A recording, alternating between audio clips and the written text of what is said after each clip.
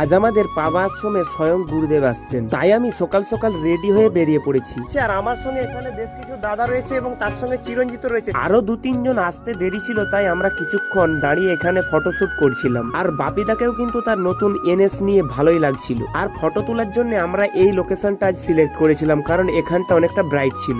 গতবারের তুলনায় এবারে কিন্তু ভিড় অনেকটাই বেশি, তবে ভিড় যতটাই বেশি হোক আশ্রমের ম্যানেজমেন্ট টিম কিন্তু সেটাকে যথেষ্ট নিয়ন্ত্রণেই রেখেছিল। আর তোমাদের মধ্যে কে কে আজকের এই অনুষ্ঠানে আসছিল অবশ্যই আমাকে কমেন্ট করে জানিও। আজকে যেহেতু গুরুদেব স্কুল হওয়াকালীন সময় আসছিলেন, তাই সব ছাত্রছাত্রীরা কিন্তু স্কুল গ্রাউন্ডের ওপর দিয়ে, মানে এসডিএস গ্রাউন্ডের ওপর দিয়ে কিন্তু আশ্রমের মধ্যে সারিবদ্ধভাবে প্রবেশ করছিল, যেটা দেখতে খুব সুন্দর লাগছিল, যার কিছু মুহূর্ত আমি তোমাদের সামনে তুলে ধরলাম। আর এখন কিন্তু ছাত্রছাত্রীরা গুরুদেবকে প্রণাম করছেন। আজকে বৃষ্টি হওয়ার কোনো সম্ভাবনা ছিল না, আর তাই এখানেই কিন্তু প্রসাদ বিতরণের কাজটা চলছিল ঠিক স্কুলের সামনে। আর আমাদের পাবা আশ্রমে প্রসাদ বিতরণ কিন্তু এই